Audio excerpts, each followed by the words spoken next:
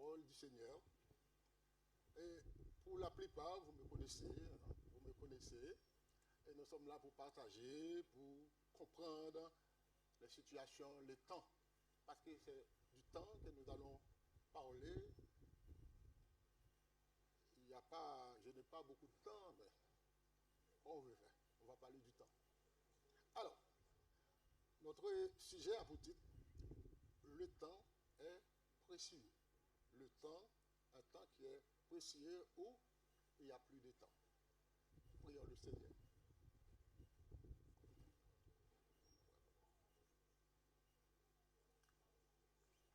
Nous prions.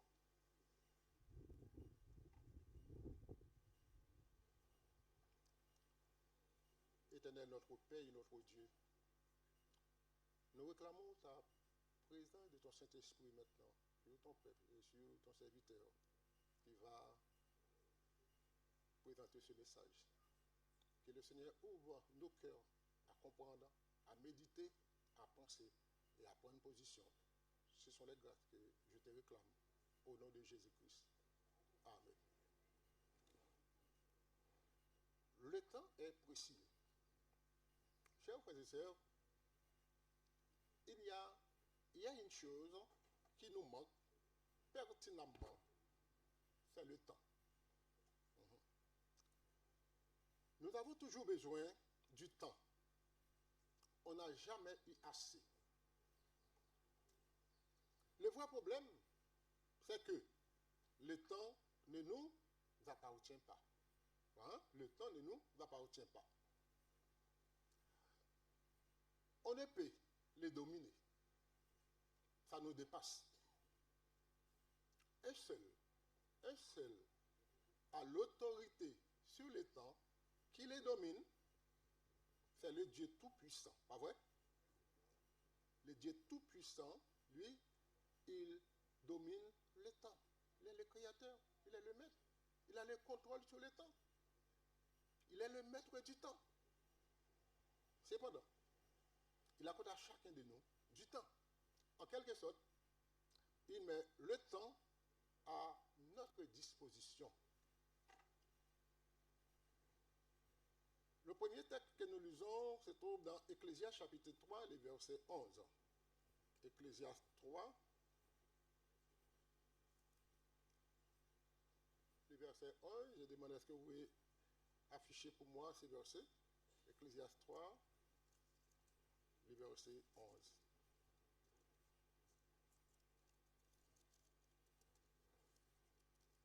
Ou si une personne trouve ce texte, vous pouvez le lire pour moi. Pas encore affiché. Alors, Ecclésiaste 3, verset 11, je vais lire. Il nous dit que il fait toutes choses bonnes en son temps. Même, il a mis dans leur cœur la pensée de l'éternité. Bien que l'homme ne puisse pas saisir l'œuvre que Dieu fait du commencement jusqu'à la fin. Dieu met le temps à notre disposition. Alors, la question est que faisons-nous avec? Que faisons-nous avec le temps que Dieu nous donne? Comment l'utiliser pour notre propre gloire ou pour la gloire de celui qui est le maître, celui qui donne? Aujourd'hui, le temps est précieux. Quelque chose qui est précieux ne peut utiliser n'importe comment. On dit toujours, qu'est-ce qu'on dit? Le temps perdu ne se rattrape jamais. Le temps perdu ne se rattrape jamais. Très souvent, vous et moi, nous perdons du temps pour rien. Et nous n'avons jamais pris le temps pour bien l'apprécier. Il faut prendre le temps pour apprécier le temps. Après, nous crions, nous pleurons pour le manque de temps. On entend souvent, si j'avais plus de temps, j'aurais pu faire ceci, j'aurais pu faire cela. Mais c'est vraiment pas, c'est faux. C'est faux.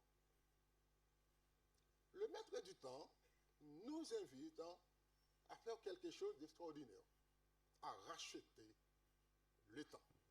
À racheter le temps. Lisons le texte que le petit garçon avait lu pour nous, Éphésiens chapitre 5, le verset 16. Nous allons relire ce texte. Éphésiens chapitre 5. Éphésiens 5, le verset 16.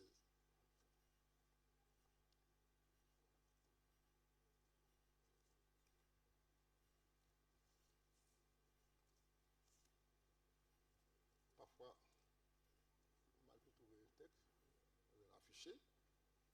Avec ça, on va plus vite.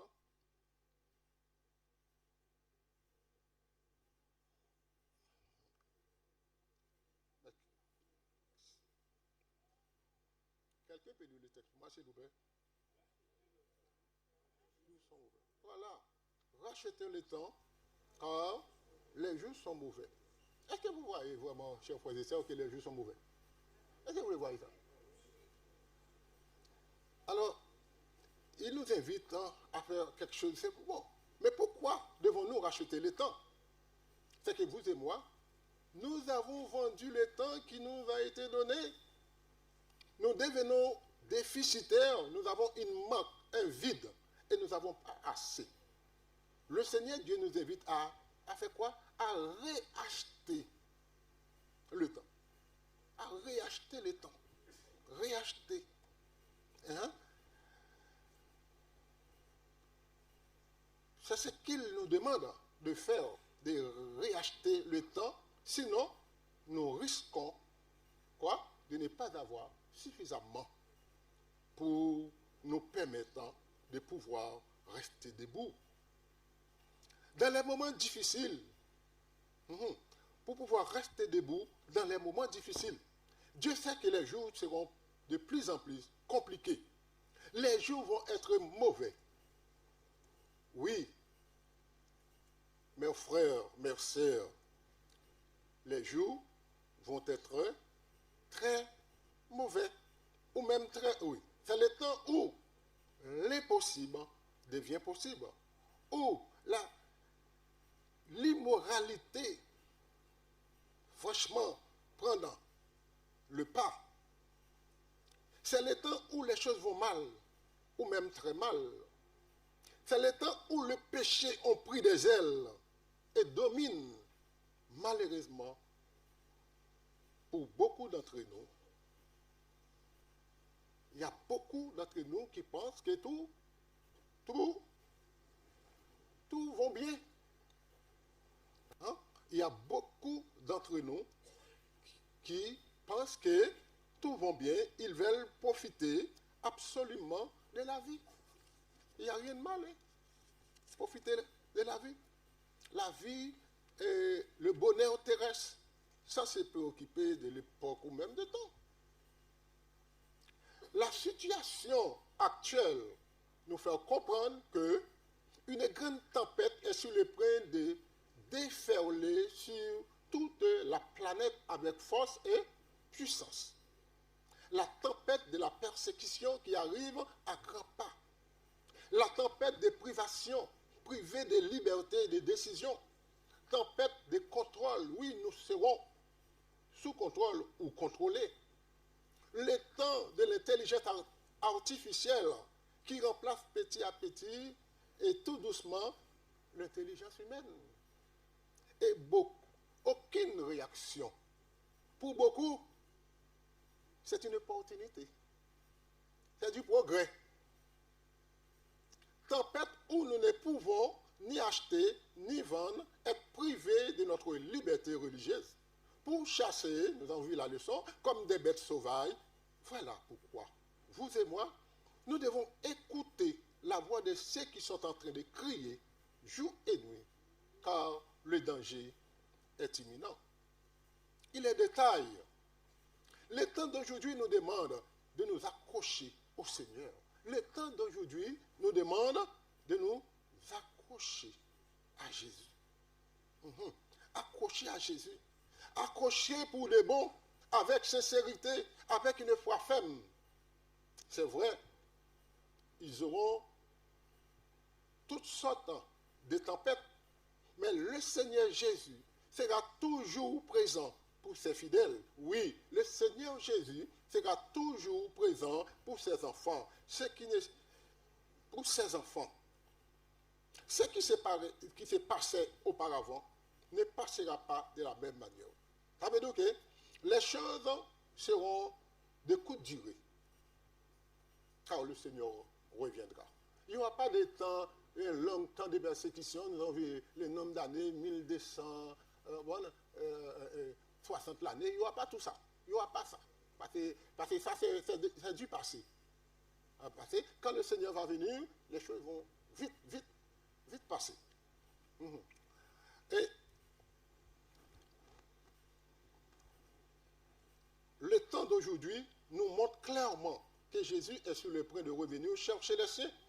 Nous ne restons pas pour beaucoup de temps encore sur la terre, sur cette terre modifiée par les péchés.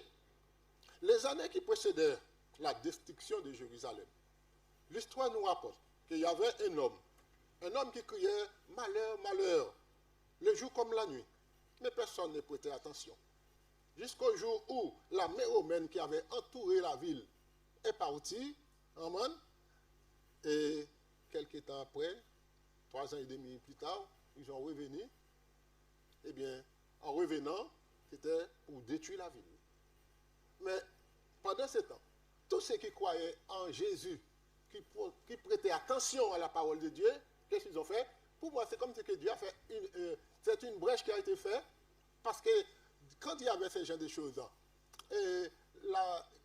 lorsque l'armée romaine avait quitté son machin, alors, l'armée israélienne pensait que c'était une victoire. Ils sont partis derrière l'armée romaine pour faire des dégâts, contents. Et le peuple de Dieu a eu le temps pendant ce temps, parce qu'avant, il ne pouvait pas. Parce que le mur était surveillé. Il y avait des contrôles partout. Vous ne pouvez pas sortir parce qu'on va vous prendre pour, comment dirais-je, on va vous prendre pour un espion. Mais pendant ce temps, c'était libre. Le port était libre. Et le peuple de Dieu avait pris la fuite. Et après la fuite, il faut avoir de la patience. 3 ans sont passés. Il n'y avait rien. Tu sais qu'il y avait beaucoup qui ont retourné, qui étaient partis, qui ont retourné là-bas. Ils ont retourné à Jérusalem, ils sont pérus dans la ville, parce que le temps était pour eux trop long. Trop long. Et bien après 3 ans et demi, l'armée romaine est revenue, et voilà. C'est la destruction des millions d'Israéliens, ont trouvé la mort, ont déporté, ont emprisonné, voilà. C'est pourquoi vous et moi, vous et moi, nous devons réfléchir à ça. Réfléchir à ça. Et cela nous fait comprendre que l'heure du retour de Jésus est sonnée pour nous aujourd'hui. C'est vrai, étant des hommes, des humains, nous avons l'habitude de nous accrocher aux choses visibles, aux faits présents, dans la réalité, au point de vue d'homme. Au point de vue d'homme, c'est ça pour l'homme. Hein. Mais la parole de Dieu nous appelle à faire plus que ça, de ne pas compter sur les hommes. Nous devons apprendre, chers frères et sœurs, à regarder vers l'invisible, vers le Créateur qui est le Dieu suprême. Nous devons nous consacrer à Dieu et obéir à ses lois et ses commandements. La vie va devenir de plus en plus difficile pour les enfants de Dieu, principalement pour ceux qui veulent rester aux vraies valeurs et de faire confiance à ce Dieu de vérité. Le peuple de Dieu va être confronté à un défi majeur, soit de compter sur eux-mêmes ou sur les grands de la terre qui sont eux-mêmes contrôlés par les malins, soit de faire confiance à Dieu sans mesure et de compter sur lui et sur lui seul. L'heure de la démarcation est sonnée pour se démarquer des choses temporaires pour s'accrocher aux invisibles. Les choses se compliquent réellement sous nos yeux et nous sommes toujours comme l'accoutumée, rien ne bouge et pourtant nous sommes environnés de toutes sortes de dangers. Dangers qui nous menacent de plus en plus. Dans cette situation, que faisons-nous? Que faisons-nous? Quoi, Paul, que ferons-nous dans les situations? Il faut que nous approchions plus encore, plus près vers Jésus.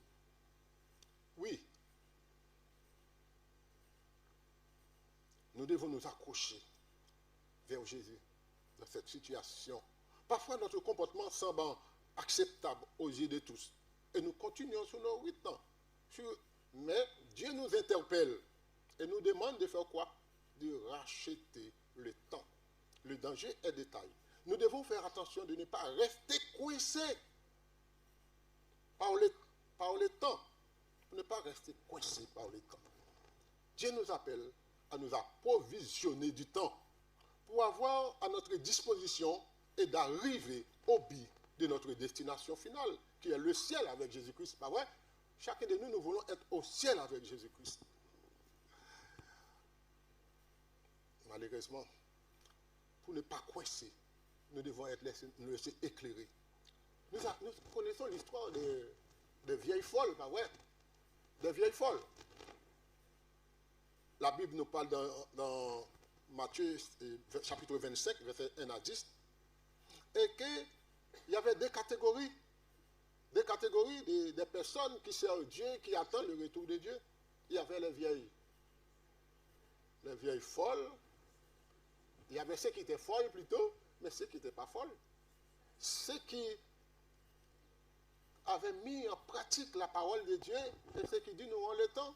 On aura le temps est devant nous. Ils pensent qu'ils ont été mettre du temps. Mais quand les jours arrivent, il y avait une manque. Ils n'avaient pas assez d'huile. En quelque sorte, il n'y avait pas du tout. Leur lampe était à sec. À peine un pas, elle était. Pourquoi? Il n'y avait pas de préparation. Ils vivent leur vie en pensant demain, je vais m'améliorer. Demain est passé, après demain, je vais m'améliorer. Mois prochain, je vais m'améliorer. L'année prochaine, je vais changer. Non. Et aujourd'hui que nous devons prendre tout ce qu'il a fait, c'est aujourd'hui. Parce que demain n'est pas à nous. C'est aujourd'hui que je devrais mettre de l'huile dans ma lampe, qui est le Saint-Esprit. Qu'est-ce que la Bible dit? Sans le Saint-Esprit, il n'y a pas de salut. Il n'y a rien sans le Saint-Esprit. Aujourd'hui, chers frères et sœurs, nous avons besoin non seulement une lampe bien allumée et bien remplie, mais aussi un réserve d'huile sans précédent. Voilà. Une réserve plutôt, l'huile sans précédent. Dieu veut que nous restons éveillés. Lisons Romains chapitre 13, le verset 11. Romains 13, le verset 11.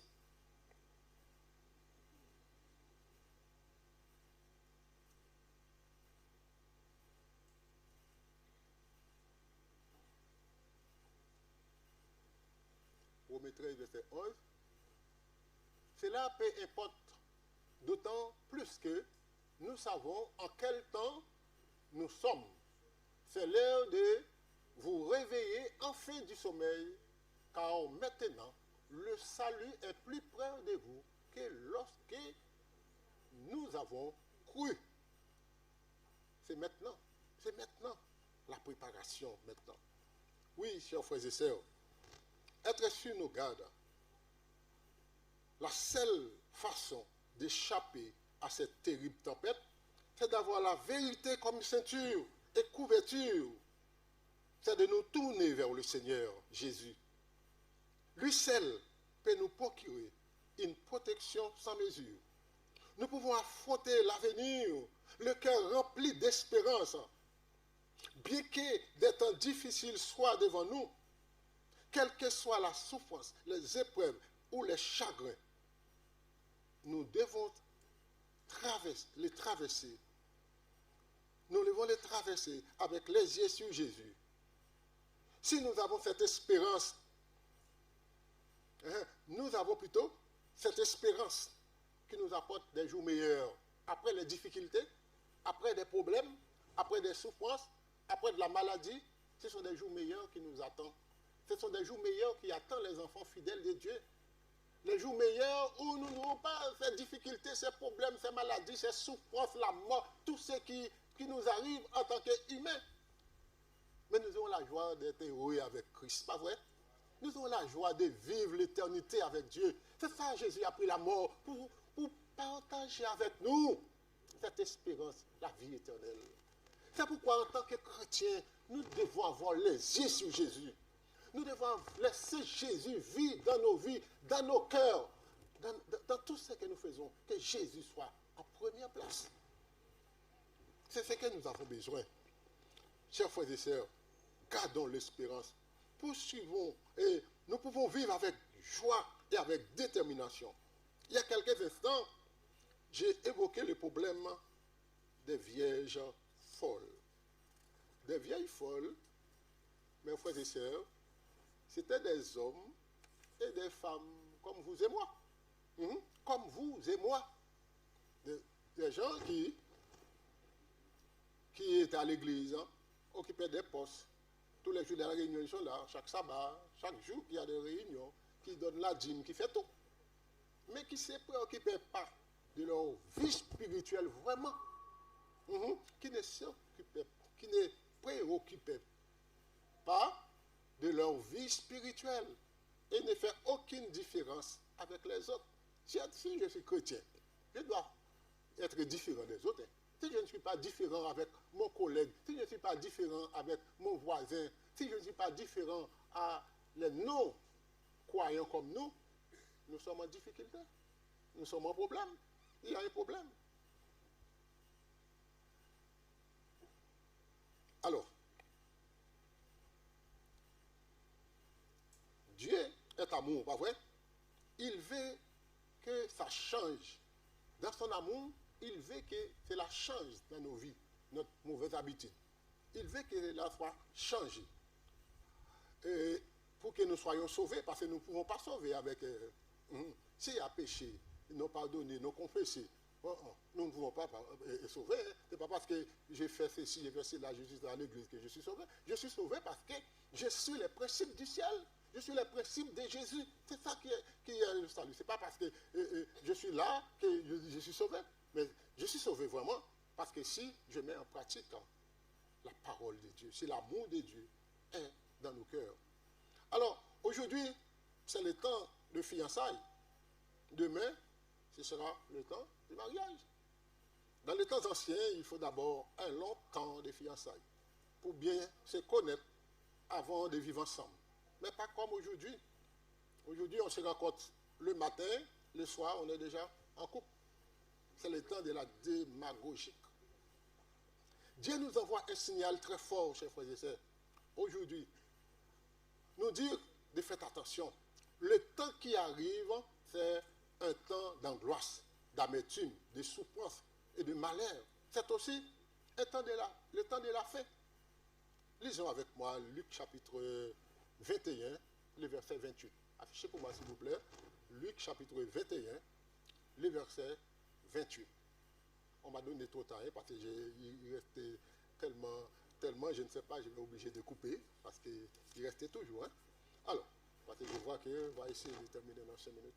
Mais franchement, quand ces choses commencent à arriver, redressez-vous et levez vos têtes parce que votre délivrance approche. Notre délivrance est tout près. Je vais aller plus vite parce qu'il n'y a plus de temps et il manque pour 10 minutes. Alors, où règne le péché, où les règnes du péché vont prendre fin pour toujours, pour faire place aux règnes de paix et de joie éternelle. C'est ça qui attend les enfants de Dieu. Le temps de la délivrance pour les fidèles de Dieu, qui ont combattu le bon combat, qui ont gardé la foi et qui ne se laissent pas égarer. Il y a un texte que je n'ai pas lu et je laisse à vous, c'est Ésaïe 9, verset 1er. Peut-être, vous le savez déjà, un temps de contrôle où on ne pourra ni acheter ni vendre sans être contrôlé. Je vais parler de l'Apocalypse 13. Vous connaissez Apocalypse 13, verset 17. Je vais aller plus vite. Une vie dépendante, crédit social, agent numérique, passeport vaccinal, le sabbat du dimanche. Ces choses arrivent à grands pas à grands pas. Ils veulent faire du monde des hommes sans intelligence, sans la volonté. Tout cela, c'est pour être en conflit avec les véritables enfants de Dieu et à Dieu lui-même. Les grands délateurs animés d'un esprit satanique pour séduire les enfants de Dieu. Les choses ne seront pas saintes, mais nous avons un berger qui veille sur son véritable troupeau. Les Psaumes 23, on ne va pas lire. La bonne nouvelle, c'est que si Jésus est ton berger, est mon berger, est notre berger, nous n'avons rien à craindre. Amen. Nous n'avons rien à craindre. Oui, c'est lui qui est notre berger. Nous serons secourus. Il est là pour veiller sur les siens. C'est sa mission première, c'est de nous protéger contre les atrocités de l'ennemi. Et ce sera aussi le temps de séparer les brebis et les boucs. Selon Matthieu chapitre 25 et verset 32. Le camp, ils vont séparer aussi les perdus et les sauvés. Quel camp voulons-nous être? Le camp des méchants ou le camp des justes? Le camp des sauvés ou le camp des perdus? Le temps de lumière ou celui des ténèbres? Je ne sais pas. Chacun devra vous réfléchir. Réfléchir. Soit de souffrir pour un peu de temps, méprisé ou même rejeté par vos proches ou l'église ou quelconque, le monde, soit que nous soyons de la marionnette de Satan. Pour que Satan nous tourne comme il veut. Le temps d'ouvrir les yeux, c'est maintenant. Oui, le temps d'ouvrir les yeux, c'est maintenant. Restez des hommes créés à l'image de Dieu, avec la liberté de choix, de ne pas être sous la contrainte du malin. Aujourd'hui, c'est la vraie décision. Depuis quelque temps, nous voyons que la bête a repris de force. Nous pouvons bien comprendre que sa blessure mortelle est totalement guérie. L'Apocalypse 13. Exerce son autorité sur le monde. Ah oui, c'est le temps de démagogie. Notre seule sauvegarde, c'est de faire confiance à la vérité et vivre pour et dans la vérité, ainsi parle l'Éternel. Le seul moyen de résister, nous pouvons trouver la force en Jésus-Christ pour triompher et remporter la victoire au final.